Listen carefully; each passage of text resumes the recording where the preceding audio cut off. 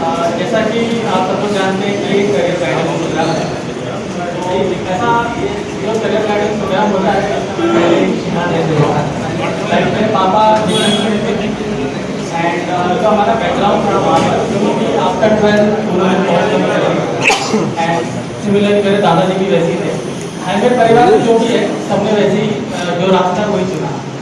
तो वहाँ पे जो हमारा एरिया था देवी नगर आरके एरिया, वहाँ पर सबके माइंड में एक ही बात चलती थी कि आप लोग 12th तक साइंस करिए और उसके बाद या तो आप मरीन इंजीनियरिंग में जाइए या फिर आप फॉरेस्ट करेंगे। साइंस लगता था और एसएससी क्रैक करने के लिए आपको 12th में 70% मार्क्स आने चाहिए, फिर पीसीएम, और अगर आपको डॉक्टर बनना है तो पीसीएम भी हमें चाहिए होता है। जो 12th वाले बच्चे हैं वो समझ रहे हैं। तो मैं भी उसका शिकार रहता हूँ, तो मैंने भी 12th तक साइंस किया, लेकिन मेरा उसमें मन नहीं था। हालांकि मुझे 12th में भी काफ़ी अच्छे मार्क्स आए थे, पर मैथ में मुझे 100 आउट ऑफ 100 आए थे।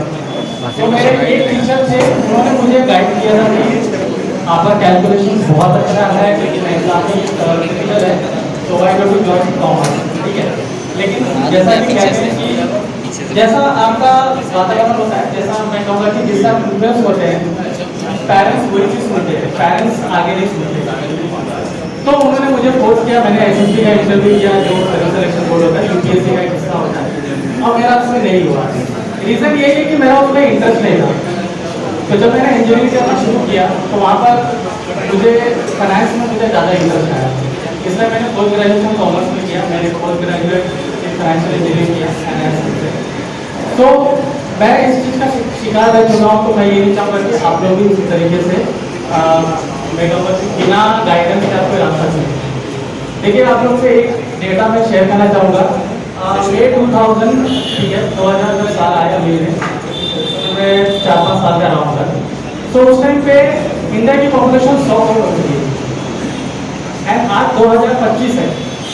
25 साल में इंडिया की पॉपुलेशन 140 करोड़ हो गई है। पहले के टाइम पे जो ट्रेन में भीड़ होती थी, अभी ट्रेन में उससे कई ज़्यादा होती है, आपको टिकट नहीं मिल रहा है। तो कंपटीशन का लेवल आप जान लीजिए। सो आज अगर आपको 90% आ रहा है, आप इंजीनियरिंग चुन रहे हो, आप मेडिकल चुन रहे हो, वो आपको गारंटी नहीं देता है कि आपको जॉब लगेगा। वो आपको गारंटी बिल्कुल नहीं देता है कि आपका करियर बहुत अच्छा होगा। आपका करियर तभी अच्छा हो सकता है जब आपका उसमें इंटरेस्ट है। इसलिए मैंने यहाँ पर हेडलाइन दिया है, चूज व्हाट इंस्पायर्स यू। अभी इंस्पायर्ड का मतलब ये नहीं होता कि आप स्टेटस के लिए होता है। मेरा बेटा बीटेक है, आप वो दिखा के उसकी शादी करवाओगे, राइट। बहुत से लोगों का ये रहता है कि बीटेक का ठप्पा लगा के घूमते हैं, और मैं आपको बताऊं कि बीटेक का ठप्पा लगा के सेल्स का जॉब करने आते हैं, क्योंकि उनका बीटेक में इंटरेस्ट नहीं था। तो ये जो प्रेजेंटेशन है ये आपका काफ़ी चीज़ क्लियर कर लेगा। सबसे इम्पोर्टेंट बात मैं आपको बता दूँ, अगर आपने अपने इंटरेस्ट के हिसाब से जिसमें आपको ज़्यादा इंटरेस्ट लग रहा है उसके हिसाब से अगर आप चुनोगे तो आपको जॉब की कभी प्रॉब्लम नहीं होगी। अगर वैसा नहीं करते हो तो बहुत से लोग जो राजभर समाज में मैंने देखा मजदूर है, उनके पिताजी लोहा घिसने का काम करते हैं, बेटा तो वही लगता है। तो मैं ये नहीं चाहूँगा। एजुकेशन का मतलब ये नहीं होता कि आप पढ़ लिख लिए तो अपने आप को समाज से अलग कर दीजिए। जो पढ़ता लिखता है वो समाज को अपने साथ लेके चलना चाहिए, भले समाज आपको कितना भी बेगैर तरीके से देखे, बट आपका ये मैं कहूँगा कि उत्तरदायित्व तो होता है कि उनको भी साथ में लेके चलो, जो नीचे गिरे हुए उनको भी लेके चलो। तो यहाँ पर आज का प्रोग्राम उसी लिए, और जैसे मैंने कहा कि सबको देखना चाहिए, तो यहाँ पर मेरे भी सज्जन मौजूद है। आपके भी परिवार में गए हैं बहुत से लोगों को जिन्होंने 12th क्लियर किया होगा, कोई एक सब्जेक्ट उन्होंने चुना होगा और वहाँ पर उनको प्रॉब्लम हुई होगी, या फिर हो सकता है जॉब दिया होगा, या फिर कहीं पर इंटरेस्ट नहीं होता है, राइट।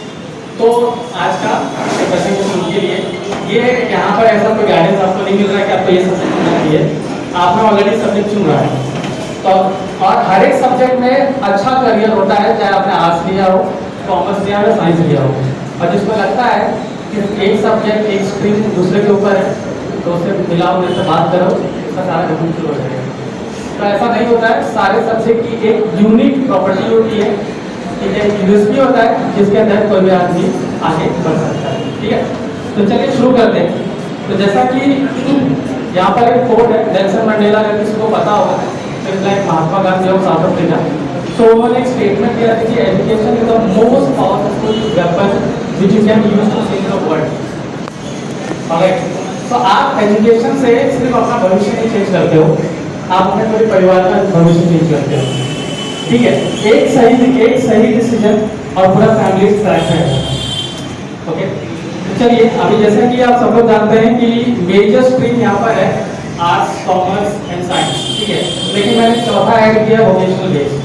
तो वोकेशनल बेस इसलिए मैंने ऐड किया, जैसे मैंने आपको कहा कि परिवर्तन संसार का नियम है, समय बदलता है, डिमांड बढ़ती है और डिमांड के हिसाब से स्किल्स भी चेंज होते हैं। तो इसलिए यहाँ पर एक एडिशनल सब्जेक्ट आया है वोकेशनल बेस। ठीक है, ये मैं लास्ट में कवर करूँगा कि इसके क्या मायने हैं और इसको कौन कर सकता है। ठीक है, वोकेशनल एक ऐसा सब्जेक्ट है जो सभी लोग कर सकते हैं, बस आपको मैं कहूँगा कि कुछ कैलकुलेशन आपके काफ़ी अच्छे होने चाहिए, कम्युनिकेशन मैथमेटिक्स होने चाहिए, जो कि हम बाद में करते हैं। ठीक है, तो पहले हम चलते हैं आर्ट्स की ओर।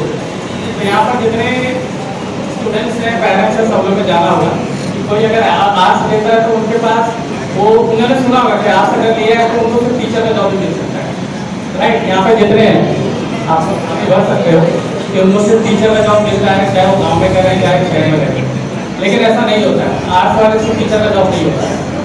आप लोग यकीन मानेंगे कि आगे जो आर्ट्स में जो और भी मैं कहूँगा कि क्रिएटिविटी आती है वो किसी स्ट्रीम में नहीं आती। ठीक है, तो अगर आप आर्ट्स सब्जेक्ट लेते हो तो आपके सामने ये सारे सब्जेक्ट्स हैं, जिसमें मेजर आप देखोगे हिस्ट्री है, पॉलिटिकल साइंस है, ज्योग्राफी है, लेकिन साइकोलॉजी भी एक सब्जेक्ट होता है। ठीक है, सोशियोलॉजी भी सब्जेक्ट होता है, लिटरेचर जितनी भी किताबें लिखते हैं वो लिटरेचर के इसमें आते हैं, फिर एक फिलोसफी आती है। तो ये सारे मैं कहूँगा कि अगर फिलोसफी साइकोलॉजी आप करते हैं तो आगे जाके PhD करते हैं तो आपको डॉक्टरेट की डिग्री मिलती है and they are really high demand. इसका डिमांड बहुत ज़्यादा है इंडिया में भी और अब्रॉड में भी। तो ये सारे मेजर सब्जेक्ट हैं। अभी ये सब पढ़ के आप सिर्फ टीचर नहीं बनते हो। अगर आप टीचर के लिए भी जॉब जाते हो तो टीचर के लिए आपको कौन कौन से जॉब मिलते हैं, यहाँ पर आप देखोगे करियर पाथ आपको क्या मिलेंगे। सबसे पहला टीचर का जो है, तो मैं सबसे पहला मैंने वही सिलेक्ट किया है कि जितने लोग का परफेक्ट टीचर भी मिले तो ये सारा उनको यहाँ पर जॉब मिलता है। Government private school subject specific होते हैं और स्पोर्ट्स होते हैं, लेकिन इनके अलावा अगर आप उसमें जाते हो तो आपको लॉ नाम की डिग्री होती है, BA भी सुना होगा किसी ने। तो यहाँ पर लॉ में कितने सारे करियर होते हैं। ठीक है, इसमें एडवोकेट होते हैं, लॉयर होते हैं। बाय द वे दोनों में डिफरेंस है, एडवोकेट और लॉयर सेम ही होते हैं। एडवोकेट जो होते हैं वो लाइसेंस होते हैं, बार काउंसिल से उनको लाइसेंस मिलता है, they can represent you in the court. Lawyer के पास नॉर्मल डिग्री होती है जो आपको लीगल गाइडेंस दे सकती है। ठीक है, उसके बाद कॉर्पोरेट लॉयर होते हैं, एंड जो कॉर्पोरेट लॉयर होते हैं वो बाकी लॉयर से ज़्यादा पैसा कमाते हैं। हर एक कंपनी के पास कॉर्पोरेट लॉयर होता है। ठीक है, वो उनके लीगल टर्म्स, ठीक है, वो सारी चीज़ें देखता है। अभी चाहे वो हायरिंग हो या फिर किसी दूसरे कंपनी को पेटेंट वैल्यू या फिर इंटेलेक्चुअल प्रॉपर्टीज होता है, उसमें अगर उनको डिस्कस करना हो तो यहाँ पर कॉर्पोरेट लेवल काम होता है। फिर एक कंप्लायंस ऑफिसर होता है। अगर आप फाइनेंस इंडस्ट्री में हो, जैसे कि मैं फाइनेंस इंडस्ट्री बिलोंग करता हूँ, तो हमें सेबी यानी RBI के गाइडेंस फॉलो करने पड़ते हैं, और हम वो फॉलो कर रहे हैं कि नहीं उसके लिए कंप्लायंस ऑफिसर रखते हैं। फिर आपको गवर्नमेंट बॉडीज आती है। गवर्नमेंट बॉडीज में एनफोर्समेंट डायरेक्टरेट आपने सुना होगा, ED एक ब्रांच है इकोनॉमिक ऑफेंस की, जहाँ पे वो लोग प्रोसिक्यूट करते हैं जो भी इकोनॉमिक ऑफेंडर्स हैं। तो अगर आप BA LLB करते हो तो ये सारे ऑप्शंस आपके सामने आते हैं। अभी इसमें भी बहुत सारे ब्रांचेस हैं। ठीक है, अभी इसमें डीप में हम जा नहीं सकते हैं, आपको मैं सब्जेक्ट स्पेसिफिक पूरा एकदम डिटेल में नहीं बता सकता, लेकिन अगर आप आर्ट्स चुनते हो तो ये सारे ऑप्शंस आपके सामने आते हैं। सिर्फ आप लॉयर या एडवोकेट ही बन सकते हो, बाकी चीज़ें भी आपके सामने हैं, बाकी सारे ऑप्शन भी आप आसानी से मिल सकते हो। ठीक है, फिर आता है आपका डिजाइन एंड फाइन आर्ट्स। ठीक है, ये आजकल बहुत ट्रेंड में चल रहा है। तो अगर फाइन आर्ट्स आप लेते हो, आप आर्टिस्ट बन सकते हो, आप आर्ट टीचर बन सकते हो। एक कंजर्वेटर होता है, जैसे आपने देखा होगा कि आर्ट गैलरी होती है।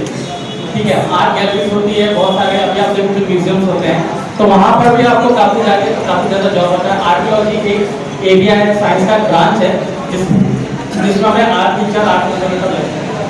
तो अगर किसी ने आर्ट्स करते हैं तो उनको ये सारे जॉब मिल सकते हैं। आर्ट डायरेक्टर होता है, फिल्म इंडस्ट्री में आर्ट डायरेक्टर की काफ़ी डिमांड होती है, और आजकल आप देख लो सिर्फ फिल्म इंडस्ट्री वीडियो शूटिंग नहीं करती है, सीरियल्स वगैरह हो गए, कंपनीज हो गई, उनको एड शूटिंग करना हर जगह उनको आर्ट डायरेक्टर लगता है। फिर आपको आर्ट कंसल्टेंट होता है, कंसल्टेंट इन सबसे ज़्यादा पैसा कमाते हैं। अगर आप मॉनिटरी टर्म्स में देख रहे हो तो आर्ट कंसल्टेंट होते हैं कि वो गाइडेंस देते हैं कि आपको किस तरीके से काम करना है, वो सारी चीज़ें यहाँ पर आपसे डिस्कस की जाती है। अभी इसी के बाद आप देखोगे डिज़ाइन में ग्राफिक डिज़ाइन, फैशन डिज़ाइन, किसी ने सुना होगा, बहुत सारे फैशन डिजाइनर्स होते हैं और एक एक कपड़े डिजाइन करने के लिए वो लोग काफ़ी ज़्यादा पैसा लेते हैं। कपड़ा डिजाइन आप फिल्म इंडस्ट्री के लिए नहीं करते हो, बड़ी बड़ी फैशन कंपनीज के लिए करते हो, जहाँ से आप कपड़े खरीदते हो उनके लिए भी करते हो और वो काफ़ी अच्छा पैसा देते हैं। एंड यहाँ पर अगर आपकी क्रिएटिविटी है, स्किल्स है, then you are ready for the job. ठीक है, उसके बाद UI UX डिजाइनर होते हैं। आप मोबाइल एप्लीकेशन यूज करते हो, सारे एप्लीकेशन में जो आप देखोगे जो फ्रंट पे, फिर इसके बाद एनिमेटर, मल्टीमीडिया डिजाइनर, ये सब चीज़ें आप तो देख ही रहे हो। ये जो मूवीज बनती है, एनिमेशन बनता है, वो सारी चीज़ें देखते हो। जहाँ पर आपको काफ़ी तरीके से बताया जाता है कि मूवीज में किस तरह से किरदार बनाया जा सकता है। Alright, Illustrator create images for books, magazine, आजकल बुक्स बहुत छपती है, वो सारे में जो डिजाइनर्स लगते हैं यहाँ पर आप देखोगे सारी डिजाइन कैटेगरी में आते हैं। ओके, अब इसके बाद सबसे मेजर जो चीज़ आती है वो आती है जर्नलिज्म एंड मास कम्युनिकेशन। अभी मास कम्युनिकेशन जर्नलिज्म दोनों आर्ट कैटेगरी में आता है, क्योंकि बोलने की एक कला होती है, दिखाने की एक कला होती है, जो बाकी लोग नहीं दिखा पाते।